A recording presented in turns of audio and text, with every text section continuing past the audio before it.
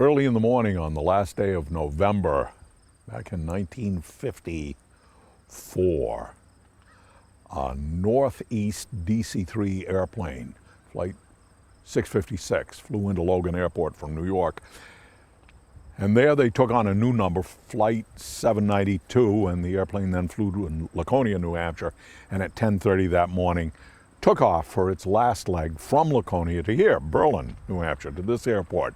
It hadn't refueled, but the flight had been done so many times.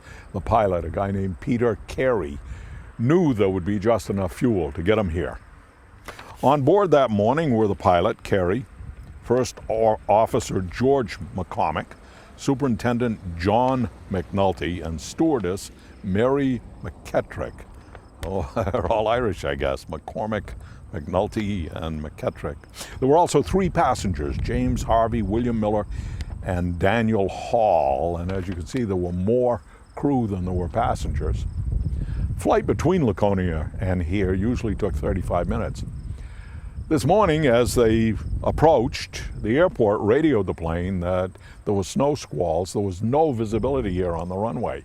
It was closed. Well, fuel was running low, so the pilot decided that he would attempt an instrument landing. Now, this is 55 plus years ago. Instrumentation on airplanes was not what they carry today. The result was that the airplane encircling around came in too low, and suddenly the rocky summit of Mount Pleasant loomed up. And the pilot pulled back so the plane would belly onto the mountain instead of diving into it. He also shut off the electrical system, limit the probability of explosion, but they were going 120 miles an hour and the plane bellied into the mountain. The right wing was torn off. The left engine burst into flames. The superintendent and the first officer were knocked unconscious. Pilot Casey was seriously hurt. But you know, the others were relatively unhurt. The stewardess took care of the unconscious men. The others set about putting out the fire. But nobody down here at the airport even knew the plane had gone down. By mid-afternoon, though, they were searching for it. And they were in generally the flight path, which is over Route 16, but the plane, of course, was some distance from there. Mount Pleasant is directly on the Maine and New Hampshire border, and the plane crashed within 30 feet of the Appalachian Trail. That night, the crew and passengers huddled between the seats in the ruined fuselage, tried to sleep. During the night, the two unconscious men died.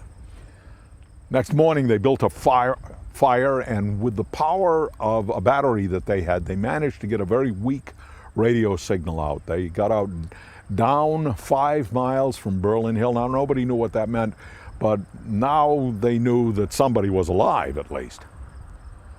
The survivors still had to wait another day, though, and another night. But on the morning of December 2nd, another pilot who flew out of here and was out looking for the wreck spotted the survivors and a flag that they'd fashioned out of fabric from the seats and some aluminum from the plane. And that afternoon, a large Air Force helicopter landed on the summit, and those still alive were saved. By the way, the wreckage of the DC-3 is still up there. A short path just off the Appalachian Trail leads to it. And you know, hundreds of hikers visit that spot every year.